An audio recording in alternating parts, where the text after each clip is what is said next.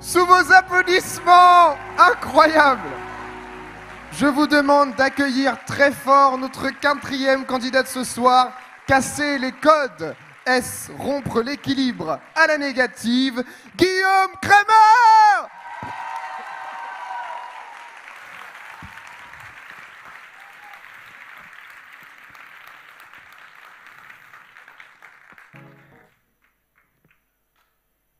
Positif, négatif. Un aimant à deux côtés. C'est comme ça qu'il tient. Nous, depuis 8 minutes, on est un peu polarisés. Et la raison de ma présence, c'est de rétablir l'équilibre et surtout la vérité. Donc vous l'aurez compris, je suis venu pour vous casser les codes. Casser. Rompre. Je sais que c'est de saison, mais enfin, ces mots ont une connotation négative.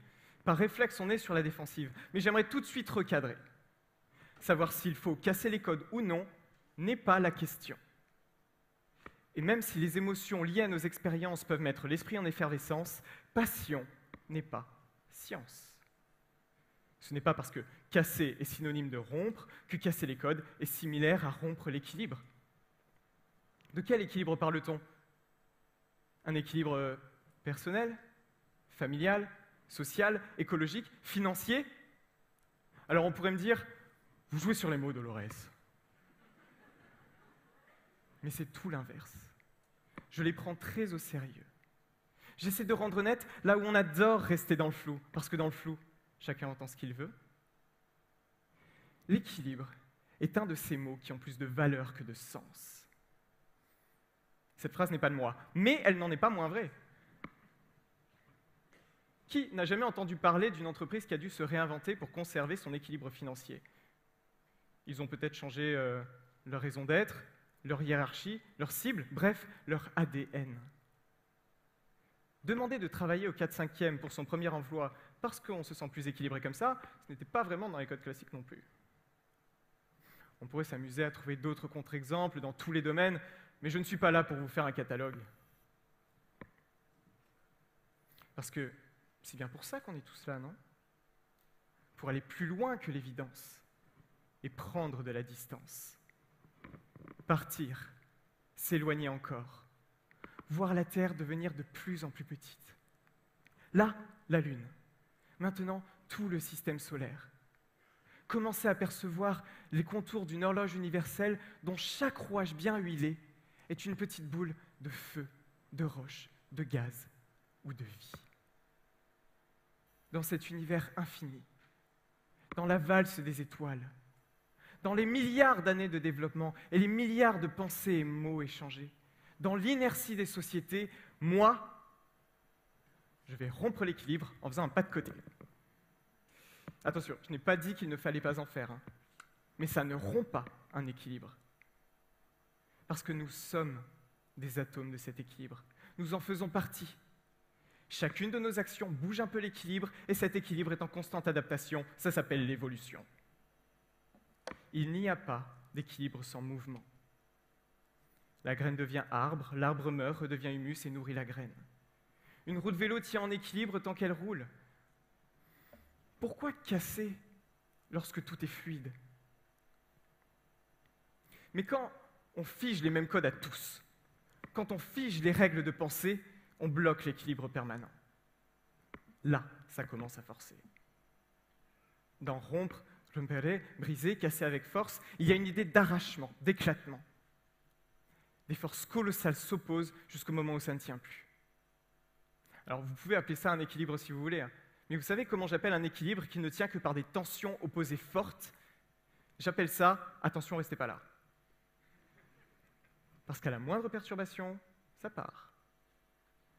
On casse les codes parce que l'équilibre est rompu. Casser les codes, ce n'est pas créer un déséquilibre, c'est le révéler. Cet équilibre était une illusion. Et comment cette illusion s'entretient? Vous le savez aussi bien que moi. Personnellement, quand pendant plusieurs années, des collègues et autres me disaient « Mais qu'est-ce qu'on en a à faire de la poésie, pour rester poli? Quel rêveur, quel naïf !» Je continuais d'écrire discrètement, sur un coin de table, ces sentiments et ce manque de sens que je trouvais. Sans sens, tes horaires ont des airs d'errance, des airs où rien ne pousse, sinon la dissonance. À retenir comme tu peux, le raz-de-marée de tes yeux, au moins le temps du bus, juste le temps du couloir, le temps de fermer le verrou. Et je me remercie aujourd'hui de ne pas avoir voulu oublier ce trait de talent, d'avoir juste continué d'y croire sans faire le fier. Parce que c'est grâce à ce travail de l'ombre que ce soir, je suis sous la lumière.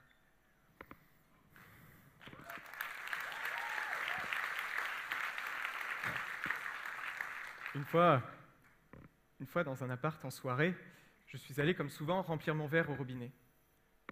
Alors que des reflets argentés et quelques crépitements légers promettaient à ma gorge 1000 perles rafraîchissantes, un mec était là, son verre à la main. Il me regarde et il me dit « Bah, tu bois de l'eau ?»« Bah, oui. » Alors là, il marque un temps et il me dit tout simplement « Ouais, j'avoue, moi aussi j'ai de l'eau dans mon verre. » S'assumer, quitte à quitter les codes, c'est faire sortir de la solitude. C'est rassembler, créer du lien. Et plus il y a de connexions dans un réseau, plus il est résilient, et donc plus il est à même de conserver son équilibre en cas de perturbation. Ouais, mais non, moi je trouve que casser les codes, ça déstabilise quand même. Je veux dire, pour ranger, il faut déranger d'abord. C'est vrai, lorsque le blocage est trop fort, la transition brutale peut provoquer un déséquilibre temporaire. Mais est-ce vraiment casser les codes qui créent ce déséquilibre ou la manière de le faire? Est-ce que chaque personne, s'il cassait les mêmes codes, créerait une rupture? Assurément non. Ça dépend de son assertivité, de sa manière de communiquer. Alors, il y a un lien de cause à conséquence, personne ne le nie. Mais on peut dissocier les deux. Et c'est là le cœur du sujet, ou devrais-je dire le verbe du centre. L'un n'est pas l'autre. Donc quand bien même on définirait précisément de quel code et de quel équilibre on parle, casser les codes, ce n'est pas rompre l'équilibre, puisque si on casse les codes, c'est qu'il n'y a pas d'équilibre. Casser les codes n'est pas non plus rompre l'équilibre, puisque le changement se fait sur la longueur, et casser les codes n'est tout simplement pas rompre l'équilibre.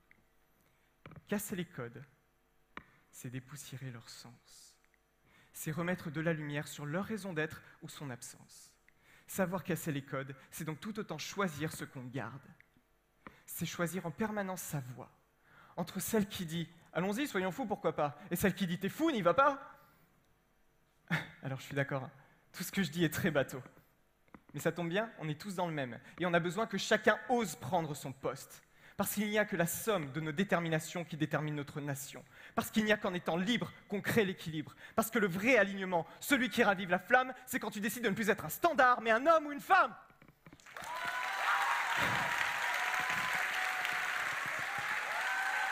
Guillaume Kremer! Plus fort! Bravo! Bravo à toi. Non, reste pour les applaudissements. Applaudissez-le encore! Bravo Guillaume. On se retrouve tout à l'heure. Je te laisse rejoindre les coulisses.